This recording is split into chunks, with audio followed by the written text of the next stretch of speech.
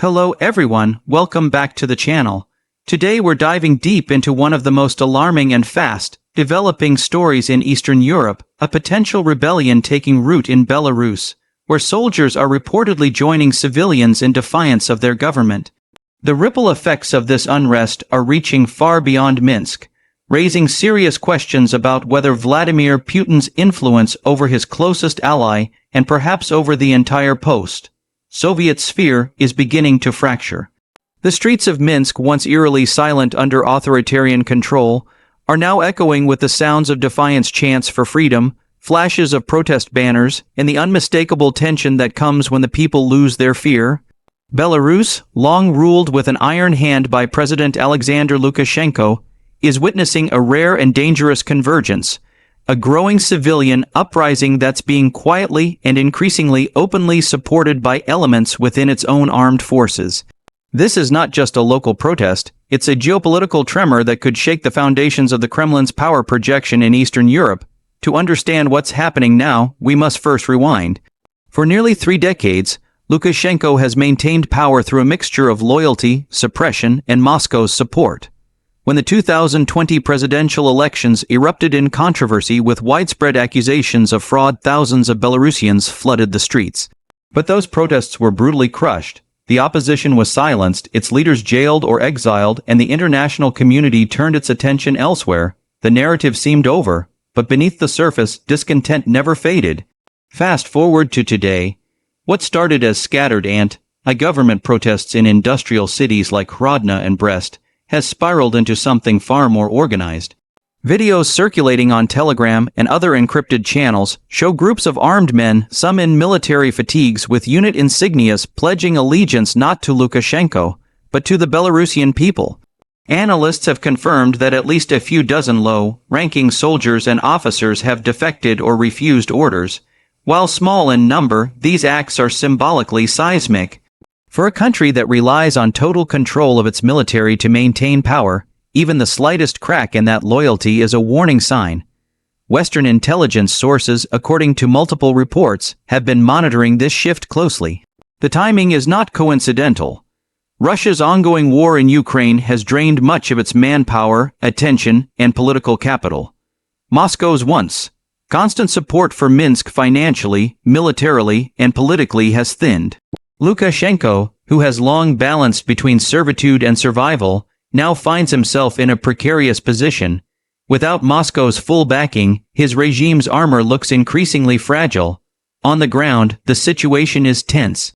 Protesters have blocked transport lines, sabotaged communication networks, and circulated footage showing local security forces hesitant to intervene. Independent journalists operating under the radar describe a population that has shifted from passive disillusionment to active resistance.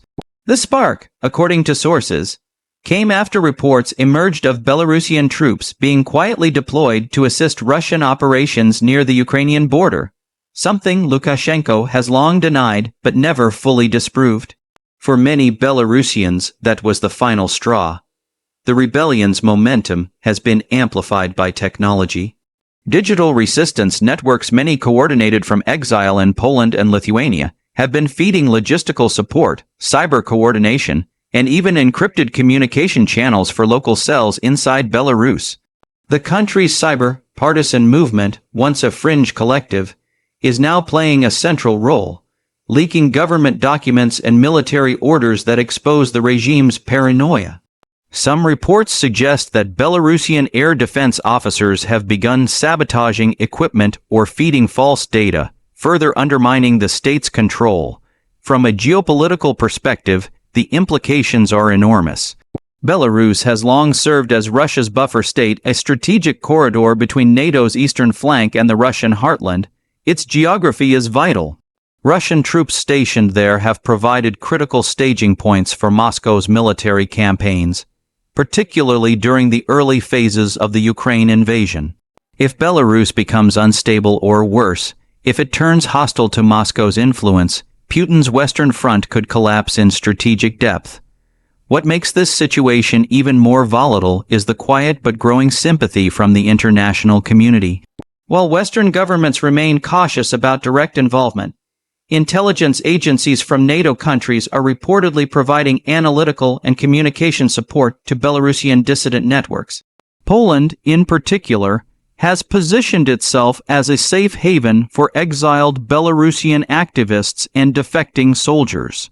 The European Union, while officially restrained, views the unfolding events as both an opportunity and a risk, the opportunity to weaken one of Moscow's key allies, and the risk of sparking a larger regional conflict.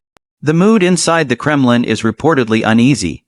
Putin's control depends on the perception of strength, not just domestically, but across the territories that once formed the Soviet Union.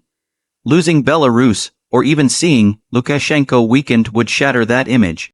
It would embolden opposition movements in places like Kazakhstan, Armenia, and even within Russia itself. Already, Russian social media is abuzz with speculation and fear. Could this be the beginning of another color revolution, this time on Moscow's doorstep? Militarily, Russia has limited options. Its forces are stretched thin in Ukraine, and public support for new foreign interventions is waning. Deploying troops to stabilize Belarus would not only be costly but could provoke massive international backlash. Yet, inaction could be even more dangerous.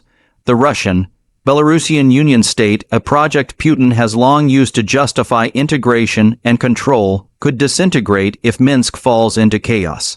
That would mean the loss of Russian military bases, radar sites, and missile positions that are critical to its defense and deterrence posture against NATO. Inside Belarusian military ranks, the atmosphere is fractured. Older officers, trained during the Soviet era, largely remain loyal to the regime and, by extension, to Moscow. But younger soldiers, many of whom grew up in the digital age and watched the brutality of the 2020 crackdowns firsthand, are far less willing to serve as instruments of oppression. They are connected, informed, and influenced by the same global currents that have toppled dictatorships elsewhere. This generational divide is what makes the current rebellion so unpredictable. It's no longer a simple matter of orders and obedience, it's a clash of values within the armed forces themselves. And then there's the civilian factor.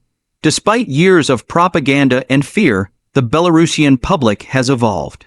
The population has seen how Ukraine's struggle, however painful, has inspired a sense of national pride and self-determination across the region.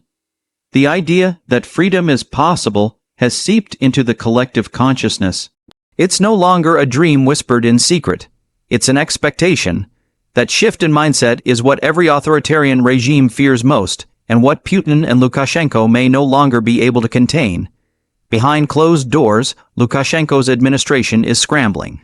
Intelligence leaks suggest that emergency meetings with Russian advisors have taken place almost daily. The state's media outlets are pushing contradictory narratives, blaming Western interference one moment and foreign saboteurs the next. But the cracks in the propaganda machine are showing. When soldiers refuse orders or defect on camera, no amount of state-controlled news can hide the truth. For Putin, the stakes could not be higher. His entire regional strategy is built on the notion that Russia can maintain a sphere of influence through loyal proxies.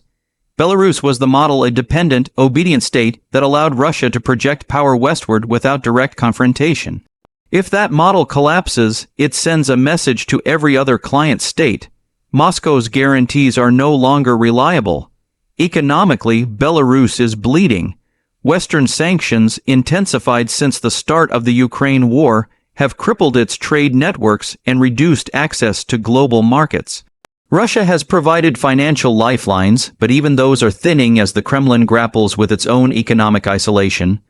Factories across Belarus are operating at minimal capacity. Inflation is climbing, and the population's patience is evaporating. In such an environment, rebellion isn't just political, it's survival. There's also an element of poetic irony here.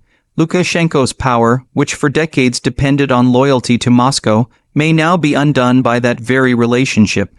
By aligning so closely with Russia during its invasion of Ukraine, he tied Belarus's fate to Putin's. As Russia's war drags on, its losses mounting, and its global standing eroding, the contagion of instability spreads outward. Belarus is simply the first to feel it, but perhaps not the last. Outside the region, the global reaction is cautiously optimistic. Western leaders are framing this as a potential turning point in Eastern Europe. Analysts in Washington and Brussels see parallels to 1989, the year that Soviet-backed regimes began collapsing across the continent. But this time the context is different. Nuclear powers are involved, global alliances are tense, and information spreads faster than any government can control. The rebellion in Belarus, while still in its early stages, could become the flashpoint that redefines the balance of power between East and West. Even within Russia, whispers of discontent are growing louder. The loss of Belarus as a loyal partner would symbolize something much deeper, that Putin's vision of a restored empire is fading. Soldiers, journalists, and even oligarchs are beginning to question whether his geopolitical gambles are sustainable. Every new defection in Belarus reinforces that fear. Every image of Belarusian troops refusing Moscow's shadowed orders chips away at the illusion of unity. Still, it's important to remain grounded. The road ahead for Belarus will not be simple or peaceful. Rebellion, even when justified, brings chaos. Lukashenko's regime is far from collapsing, and the security apparatus, including loyalist paramilitary groups, remains formidable. The outcome will depend on whether the rebellion can sustain momentum, and whether international pressure can tilt the balance without escalating into open conflict. For now, the world watches closely. Belarus has become more than just a domestic struggle. It's a test of how far Moscow's influence can extend in an era where authoritarian regimes are increasingly under strain. It's a test of how much ordinary people, tired of oppression and propaganda, are willing to risk for dignity and freedom. And perhaps most crucially, it's a test of whether the idea of rebellion, when joined by those sworn to protect the state, can truly change the course of a nation. The coming weeks will be critical. If the rebellion grows, if more soldiers cross the line and stand with civilians, the consequences will be historic. Putin's grip on his western frontier could unravel. The post-Soviet landscape could be redrawn once again not by diplomacy or treaties, but by the courage of a population refusing to remain silent. As of now, all eyes are on Minsk, on the soldiers standing shoulder to shoulder with protesters, on the whispers spreading through the barracks and across borders. The rebellion in Belarus is more than a local uprising. It's a symbol, a warning that no regime, no matter how powerful, is immune to the will of its people when history decides it's time to change. If you found this analysis useful, don't forget to like, share, and subscribe for more war updates and global analysis.